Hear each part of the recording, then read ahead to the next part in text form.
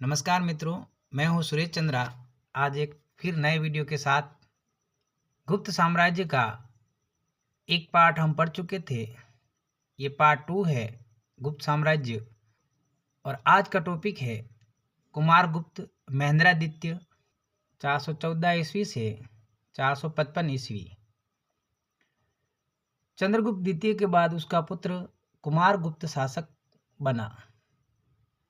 कुमारगुप्त को ही नालंदा विश्वविद्यालय का संस्थापक माना जाता है। यह बड़ी इम्पोर्टेंट बात है।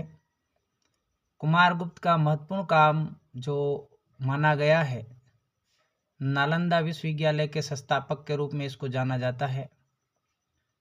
इसका राज्य सौराष्ट्र से बंगाल तक फैला था।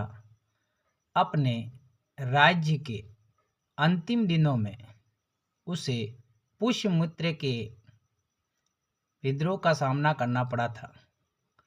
यहाँ पुष्यमित्र जो आया है वह हूण जाति थी और इन हूणों का दमन इसके पुत्र स्कंदगुप्त ने किया था। तो ये बात बड़ी इम्पोर्टेंट है।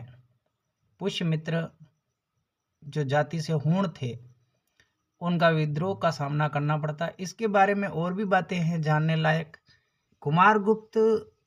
कुमारगुप्त प्रथम कहे जाते हैं यह, इसके बात का भी ध्यान रखें। इन्होंने महेंद्रादित्य, श्री महेंद्र, अश्वमेघ महेंद्र आदि उपाधियां धारण की थी। गढ़वा के अभिलेख में इनको भी परम भागवत कहा गया है। और गुप्त शासकों में सर्वाधिक अभिलेख जो मिलते हैं वो कुमारगुप्त के ही मिलते हैं। ये बात भी बड़ी इम्पोर्टेंट है। गुप्त शासकों में सबसे ज़्यादा अभिलेख कुमारगुप्त के मिलते हैं। ये बात आपको जाननी है।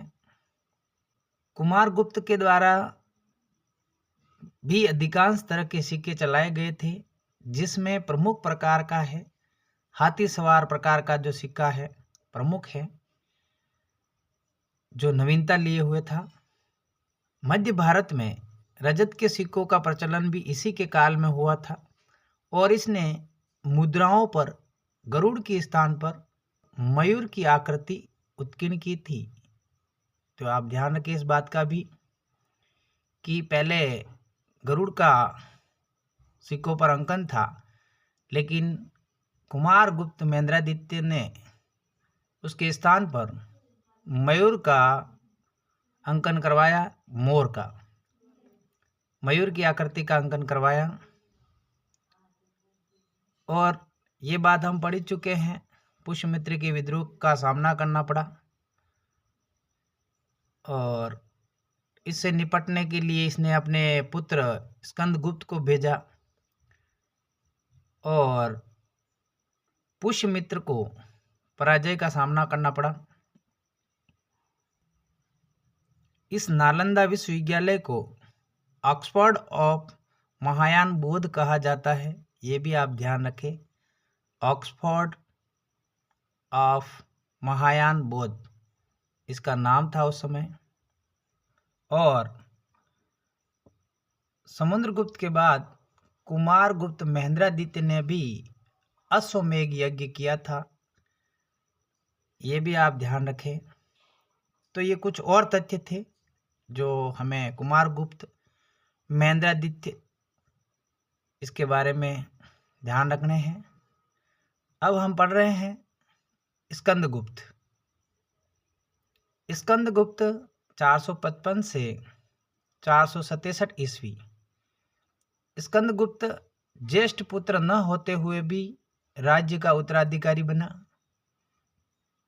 जूनागढ़ अभिलेख द्वारा ज्ञात होता है कि स्कंदगुप्त ने मौर्यों द्वारा निर्मित सुदर्शन झील का जीर्णोद्धार करवाया था। जूनागढ़ अभिलेख में इस बात का उल्लेख है कि सिंहासन पर बैठने के समय स्कंदगुप्त को मलेच्छों के रूप में कुख्यात हूणों से जूझना पड़ा था, जैसा कि हम पहले बात कर चुके थे। स्कंदगुप्त ने अंततः हूणों को पराजित कर दिया था। स्कंदगुप्त जो थे वह गुप्तों के अंतिम महान शासक थे कि इन्होंने अपनी राजधानी अयोध्या को बनाई थी। स्कंदगुप्त ने सुदर्शन झील का इन्होंने पुनः निर्माण करवाया था और उस समय गुजरात का जो गवर्नर था वह पर्णदत्त था।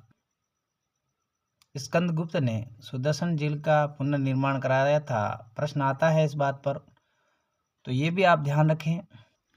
इसके बाद के परवर्ती जो गुप्त सम्राट थे उसमें नरसिंहगुप्त था, बौद्ध मतानुयायी था। उसने बौद्ध विद्वान वसुबंधु की शिष्यता ग्रहण कर ली थी। हैनसांग परमार्थ एवं आर्य मंजूश्री मूल कल्प के लेखक ने उसके बौद्ध प्रेम का उल्लेख किया है।